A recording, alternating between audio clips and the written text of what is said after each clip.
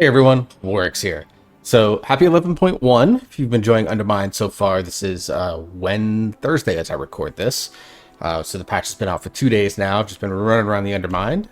Tonight, after I record these videos, I'm going to try to get the Warband background screen. But so far, we're kind of in a chill moment where we're just going to be experiencing Undermined. No information on Mythic Plus or Raid, at least at this moment, in terms of being able to get in there and experience it. So I figured it's now as good as the time any is. As I record, we're 5 days short of the Raid being in Mythic Plus season kicking off. So let's talk about each of these monk specs. We're going to start with Brewmaster Monk, as we always do, because we do these in alphabetical order. So for those of you that have never watched one of my guides, I want to provide a disclaimer right up here at the top. My guides are aimed at beginners, or what I like to call early intermediate players.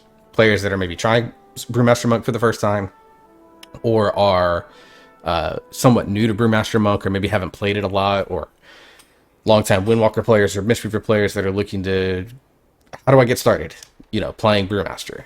If you have been playing Brewmaster for quite a while, like I have, I've been playing it for, off and on for 6 years or 7 years now at this point. You may not get a ton out of this guide. There may still be things that are hopefully helpful to you, but for the most part, if you're looking for like some of the more advanced tips and tricks, I'm not going to include them in this video. It may be a video that I can do, in a couple of weeks if you're interested. Let me know below if you want to do that. But I want to get these monk guides out, and then I got a couple of druid guides that I'm doing as well. So we'll go from there. Now, I've talked about kind of Brewmaster's state in my Is It Meta video. Go check that out if you haven't. I'll put it up there. Where I kind of predicted Brewmaster is probably not going to be seeing the light of day in like the highest of meta comps, although there is some murmuring among key pushers that Brewmaster might be better than we all give it credit for. We'll have to see. Early sim data is not showing that Brewmaster is getting a lot of damage right now compared to even just the other tanks, which are all sitting around 1.75 to 1.9 million. Brewmaster is sitting around 1.3, so I think we need another aura buff coming in. But it's sim data. It's always subject to being a little bit weird and wonky, so is what it is on that front. Anyways, so what are we going to talk about in this video? So we're going to talk about obviously the talent builds. What are we playing now in terms of hero talents? What are the build looking like for season 2 for Raid and for Mythic Plus? We'll talk about your stats, your consumables, what gear you should really be looking for. And I'm not going to hit like a full misted slot list, but we're going to talk about 3 to 4 trinkets that you should aim for. Dual wield versus two hand. Is that argument changed at all this tier? And then maybe a specialization piece or two, crafted pieces, embellishments, things like that you maybe want to go chase. And then of course we'll talk about the kind of the basic rotation, which doesn't change a ton really, unless you're playing like an advanced build. So if you haven't before, go check out my Brewmaster rotation video in the Monk Academy series. That's pinned on my channel. It's in my top playlist there. If you want a real in-depth for it, we're going to do like a fast version of it in this video, because I want to keep these guides, try to keep them roughly around 20 minutes. All right, so let's dive into Brewmaster Monk here. We're going to start with talent builds, and we'll start with a raid build here.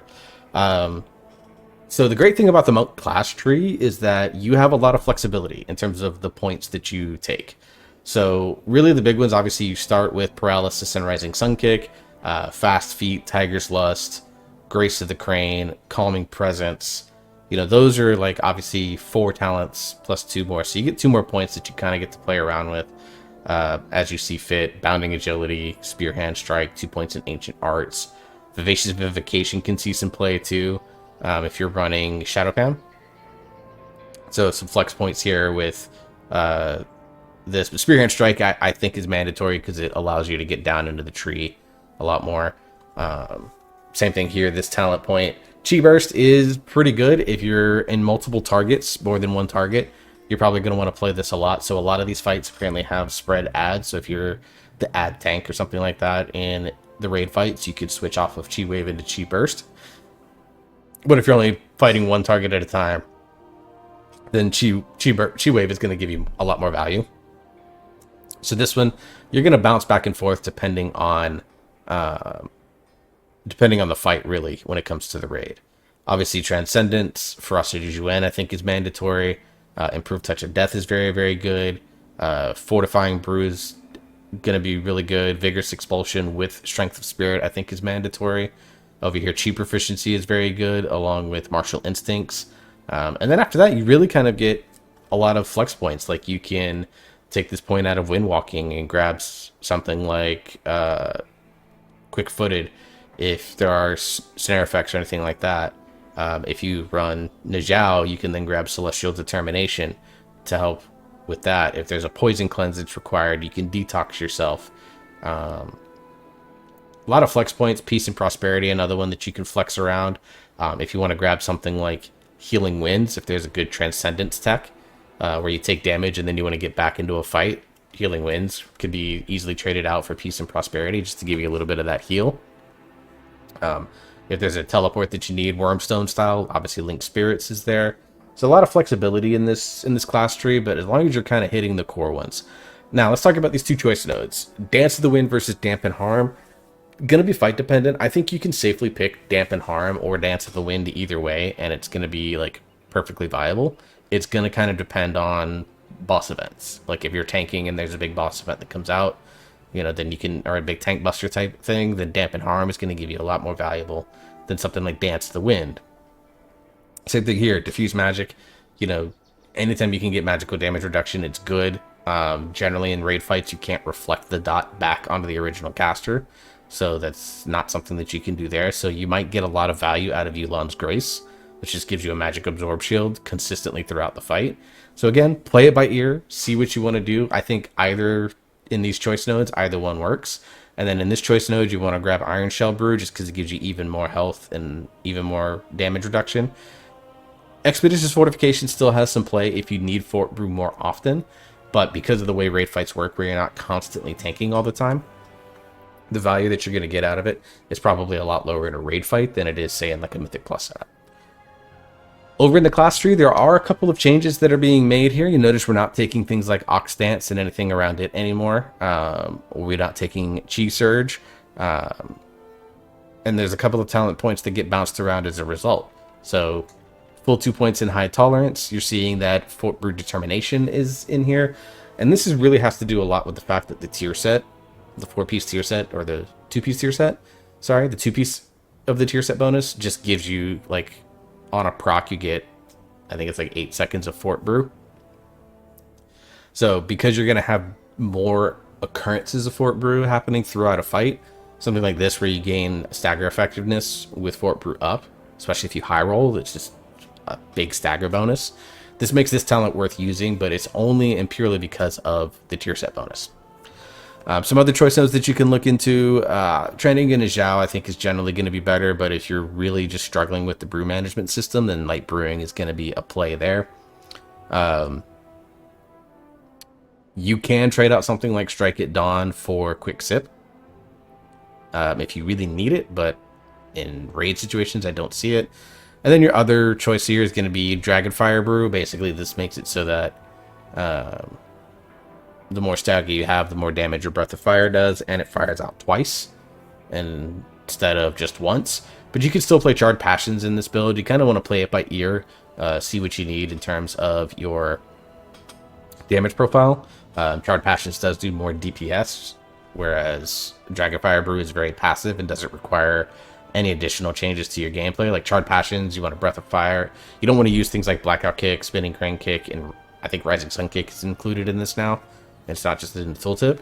And so because of that, like, you do have to play around it a little bit, whereas Dragonfire Brew, you can just kind of fire and forget. And then the other talent point here is Blackout Combo. Now, I'm playing it because I'm used to playing with Blackout Combo at this point. But if you're new to Brewmaster, I actually recommend talenting out of this and maybe grabbing something like Nejao. Blackout Combo does add a lot of additional depth to the way that you can play the spec. As you can see here, it affects a ton of different abilities when you Blackout Kick. Increased Tiger Palm damage, increased Breath of Fire damage with better DR, more brew reduction on Keg Smash. You gain 3 more additional stacks of Purified Chi, which is a big one, or you just get straight up Paula stagger damage. So there's a lot that you can do both offensively and defensively with this talent. It adds a lot of complexity to the spec. So if you're new, I would recommend taking the point out of this and putting it into like Invoke Najal.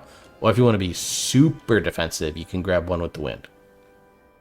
But I would probably just recommend Najal. So that's the big one that I want to highlight here. Like I said, I play with Blackout Combo because I'm very much used to it. I've started to figure out a lot of the different ways to make it work in my favor. Even Blackout Combo, you can play it pretty safe. When you Blackout Kick, you just follow up with a Tiger Palm and single target because you're taking something like Face Palm. So you're gaining potentially additional 200% damage here, plus another 100% damage here. It just makes Tiger Palm like absolutely slap in instances when you break right, but it's not always, guaranteed. So, generally speaking, I just encourage newer players or people not comfortable playing Blackout Combo, especially if you're doing prog right away, to just talent out of it, grab Najal. It's a much more straightforward style of play. As far as hero talents go, Shadowpan versus Master of Harmony. Master of Harmony is always going to be a much more safer pick just because it does have higher, especially with some changes that have been made, higher defensive value, particularly with double Celestial Brew, and the fact that they changed, was it Purified Chi? Somewhere around here. They basically made it so that when you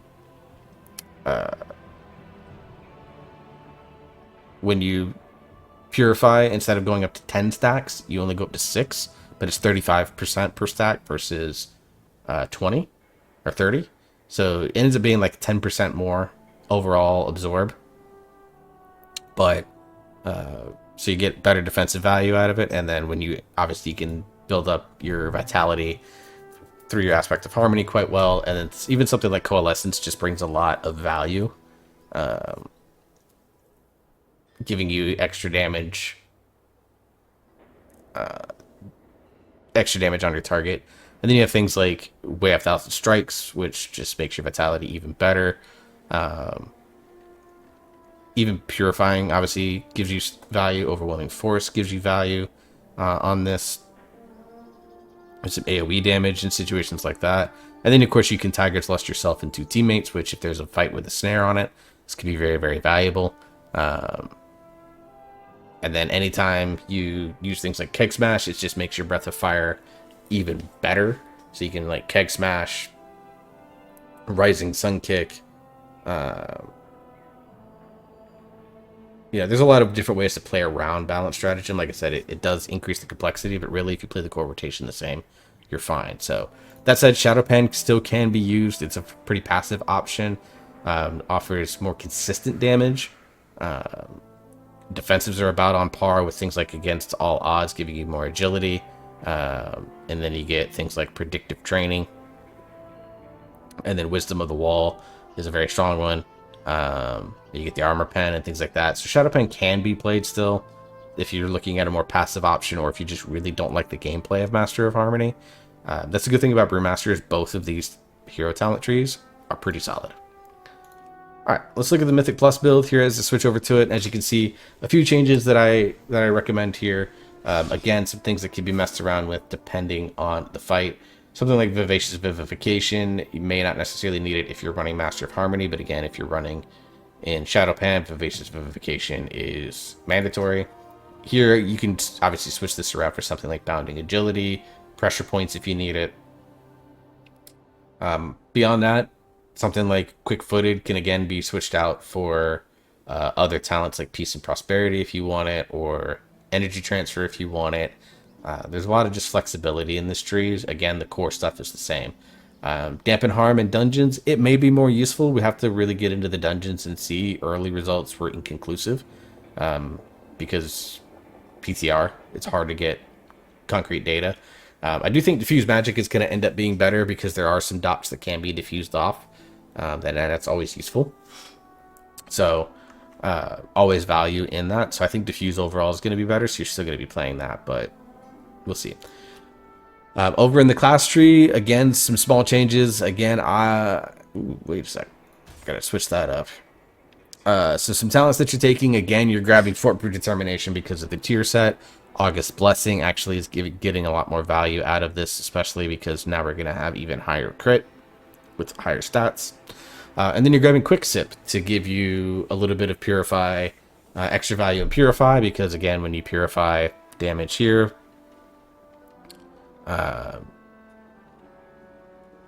where'd it go? Yeah, here, Clarity of Purpose. You're gaining a little bit of Vitality, so anytime you can gain that value here with Master of Harmony, you can. If you're running Shadow Pan, you probably take Quick Sip out and grab something like Strike at Dawn. Another point that could be traded, you can trade Facepalm for a Blackout combo.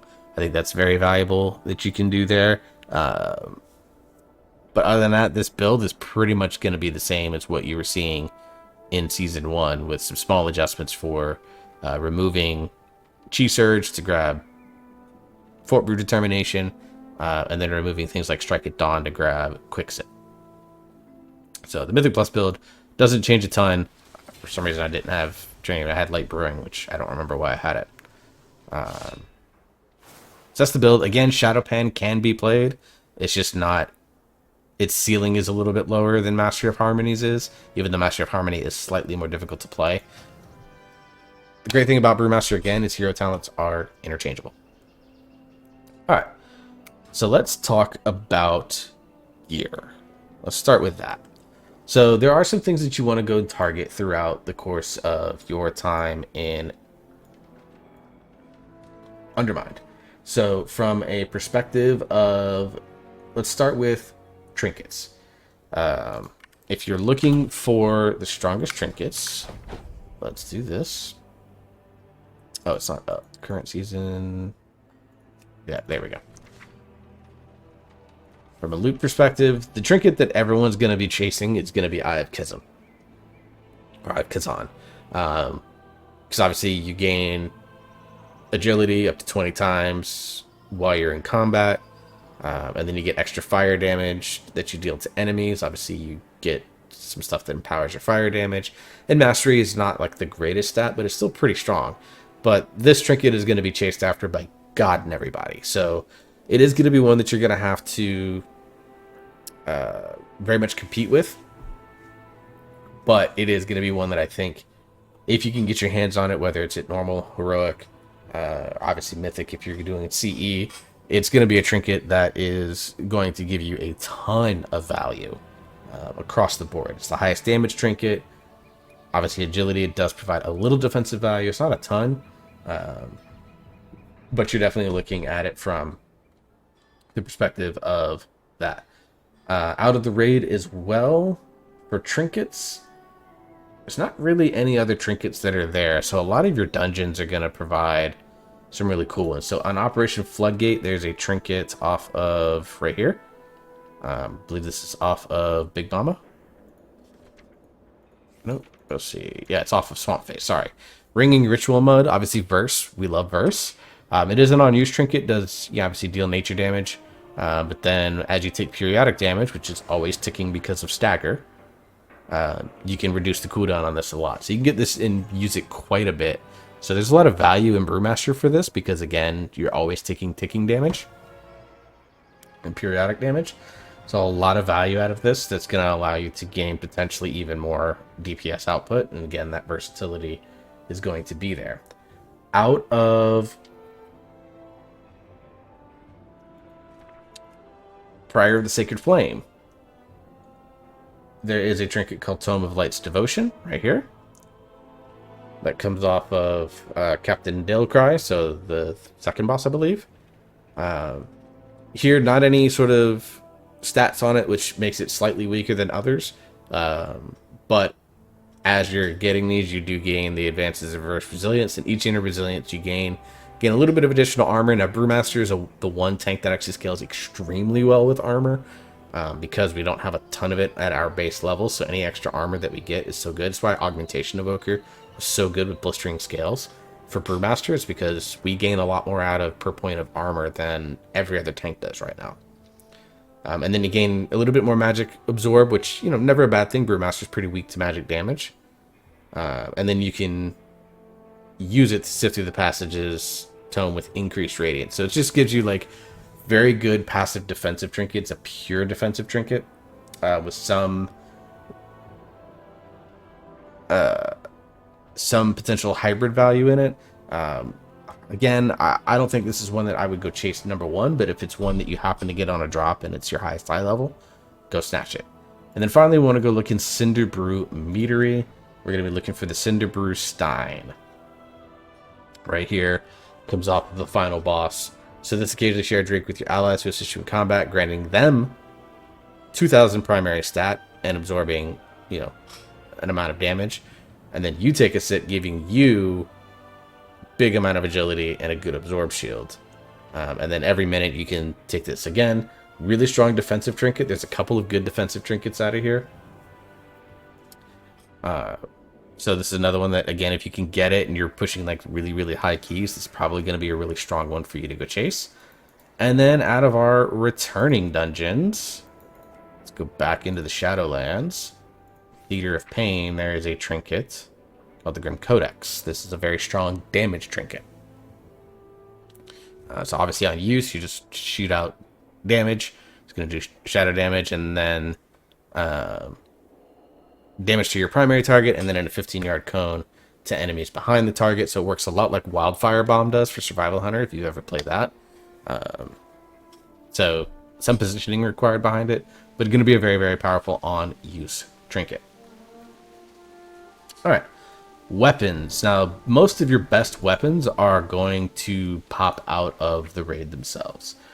Now, the question about dual wield versus two-handed weapons. Early on, dual wield is still going to be ultimately, I think, better. But a lot of the numbers that have been run, and we've been looking into it, show that eventually, as you get into higher item levels, a two-handed staff is going to be better. And the two-handed staff that you're going to want to come chase is going to be this right here, the Gigabank Breaker off of the One-Armed Bandit. Crit Mastery, closest that we're going to get to BIS stats out of most staves that are available. Although the one out of the two-handed staff out of Operation Floodgate, which is the Turbo Tiller, another Crit Mastery one, another's just solid staff. You can also go chase after this one if you're not going to get to, One-Armed Bandit on Mythic level. You could potentially grab this out of the dungeons, out of your vault, and it's going to be just as good. Now, that said, if you can go grab some of these very rare items that are coming off the very late bosses of the raid, so off of Muggsy, there's this one-handed mace. Obviously, you can see Galleytech limited edition, so it's oh wait, sorry, wrong one. It's this one. The Molten Knuckles. So this one, obviously, you get agility and stamina, but then it has an equipment effect that does a bunch of fire damage to your targets. So if you can get this in combination with off of Gallywix, you're looking at the Iron Thumb, which gives you crit haste. Not the best stats for us, but not horrible. And then every time you stack a Industrial Runoff, you gain even more shadow damage. It requires obviously getting mythic level items off the last two bosses to kind of keep up with what you're going to be able to get off of the One-Armed Bandit with the Bank Breaker or out of Floodgate. So it's all going to depend on the content level that you're doing, whether or not you want to dual wield or two-hand. Now the great thing is ultimately when it comes to weapons, whatever you've got at highest item level. If you have two one-handed weapons that are sitting at 660, 659 item level, and your staff is only at like 648 item level, use your two-handed weapons. You're going to gain more out of them. So that's kind of what I'd be looking at gear-wise when it comes to trinkets and when it comes to weapons. When it comes to stat priority, nothing has really changed on that front. We're still a very heavy crit burst spec. Now my gear is, in this particular case, has been geared a lot towards Windwalker and Mistweaver because I played most of it. But crit burst is still going to be very good with Mastery being your third best stat, and then as little haste as possible on this. So that's going to be kind of your big things when it comes to your stats. Not much is there. Real quick, the Circlet is still going to be your best ring. So yes, you're going to be using it. So if you haven't gotten it to 658 item level, you're going to want to do that because it's still very good. These three that I have in here now, the Thunderlord's Crackling Citrine, the Fathom Dwellers, and the legendary Skipper Citrine, are going to be generally your best gems, although you can trade out the Thunderlords for the Stormbound. It just kind of depends. Thunderlords offers a little bit more damage, particularly in Mythic Plus, but Stormbound does offer you more stats, so it kind of depends. Play both, see which one does more for you, if you can figure it out, and go from there. So, not much has changed on the stat front. I mean, Brewmaster has forever been crit verse. And go from there. In terms of the tertiary stats, Leech, Avoidance, Speed, there's very little difference between the three of them. From enchant purposes, you can kind of grab whatever you need to do. Now, when I say Mastery's third, it's not like it's a distant third. It's actually not that bad because of the way... because of the attack power scaling that you need, and with Brewmaster suffering damage, there are some theories that people will run like heavy crit verse build or crit mastery builds to try and output as much DPS as possible. You might see this a lot in raid builds in particular, where you're not actively tanking all the time. I don't think it's safe for Mythic Plus, but it's not like for low content, it's probably fine. All right, consumables. So if you are running a two-handed weapon, I don't think you can see this behind my fat head here. Yeah, so actually you probably can see it. If you're running a two-handed weapon, then Authority of the Depths is still going to be the best enchant, although they did make some buffs to some other ones. You're going to want to grab an Authority of the Depths if you're looking to maximize your damage out. Now, if you want a little bit more defensive-oriented, you can grab Authority of Radiant Power, which is what I have on my crafted mace here. Or you can grab Oathsworn's Tenacity, which gives you a versatility proc.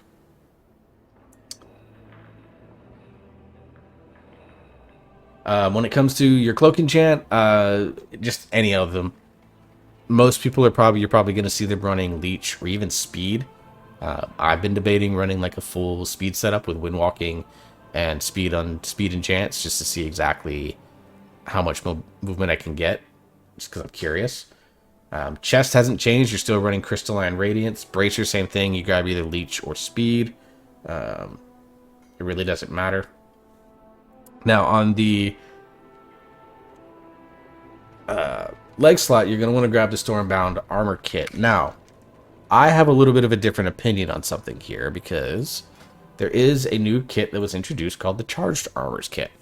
Now, if you're playing all three specs, say like you are playing Mistweaver and you play Brewmaster, obviously you have to have two different leg enchants for that. But what if you only have one set of leggings? Then this actually can work to be much more efficient of an enchant for you while you're working on getting like this gear for your legs, because this gives you 711 primary stat. Obviously not as much as a rank 3 Defender's Armor Kit gives you, or the Stormbound Armor Kit gives you, where it's just 930 and 895 stamina. But this is like a very versatile kit that gives you 837, so you're sacrificing 100 primary stat and a little bit of stamina in order to gain a lot more flexibility and versatility across your specs. So if you play this, or if you have an alt that has multiple primary stats, Druid, Shaman, Paladin, this is going to be a pretty good kit that you can also use. But if you're min-maxing specifically for Brewmaster, you're going to want to grab the Stormbound Armor Kit, because you get the most agility out of it, and you get the maximum stamina out of it. So you're going to be in the best place there. Boots, Defender's March is still going to be the best. And then on your rings, you're going to want to grab either crit or verse, just kind of whichever one you need more. Me, I've enchanted with verse, just simply because I need more verse than I need more in terms of crit. Although I've got about equal in both, so I probably could run one crit, one verse ring. So just whichever one you need more of. Other consumables, you can use things like the Tempered Versatility Flask is a very safe option. Always going to be kind of reliable. But from a DPS standpoint, Alchemical Chaos is going to give you the best, because you do gain value out of 3 out of the 4 stats. So yes, you're going to have times where you're going to grab it. You're going to have haste and it doesn't do much for you. But the other 3 are going to be like good. So you can run either one of these, and I think it's perfectly safe. You are going to want some Tempered Potions for your combat potions, just because it's the power potion for this expansion. You do want to keep some Algari healing potions on hand to supplement your health stones.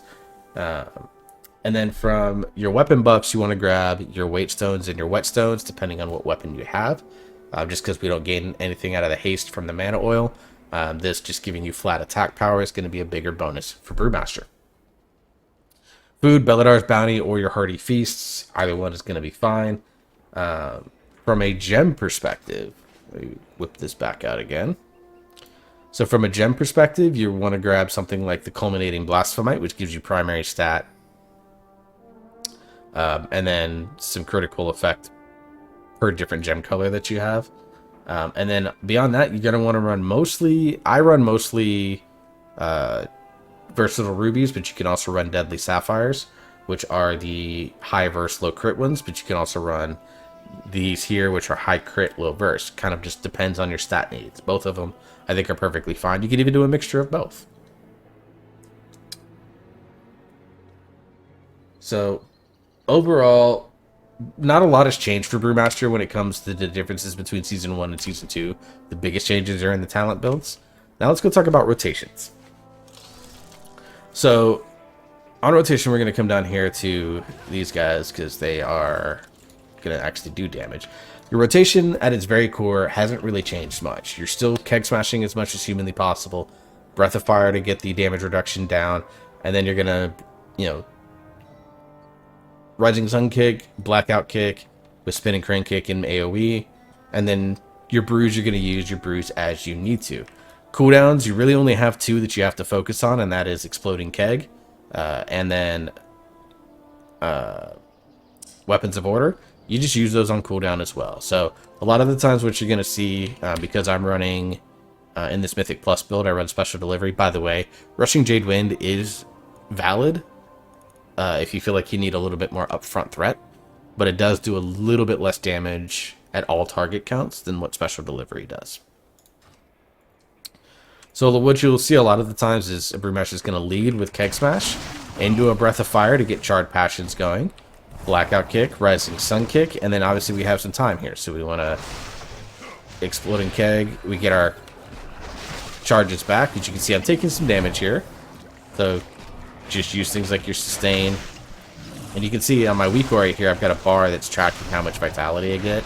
Now, I'm not playing this like perfectly. I'm not playing it to maximum potential. But really, at that point, you're just using these abilities as you get them on cooldown. And as you can see, you get 2 charges here, so you get the bigger shields. And as you can see, we're dealing damage out over time. And then as soon as the charges ends, we back out. So the rotation hasn't changed. Keg Smash, Breath of Fire, Rising Sun kick, Blackout kick, Spinning Crane kick in between, and then you Tiger Palm to fill out. Use your brews as you need to with Stagger. I would say really to gain the as best value as you can. Use one just to keep it on cooldown, but then after that, try to use it when you have maximum Stagger value. And then Celestial Brews you kind of use on cooldown because you're going to get consistent damage out of Master of Harmony over the course of an entire fight. Like I said, Brewmaster not really changed much, which is, you know, some people will see that as for better or for worse. But overall, I think the spec still plays very fluidly. I still really enjoy the gameplay style. It just needs some polish around the edges. Someone suggested to me that Brewmaster get reworked, and I'm actually going to make some notes on that and probably do a video on that in the future because I have thoughts. So if you have any questions about anything that you saw in this video today, make sure you drop it down in the comments below. Remember to like, share, and subscribe. Until the next video, hope you all stay safe. Hope you enjoy yourself. You're having fun. You keep on gaming. We'll see you next time.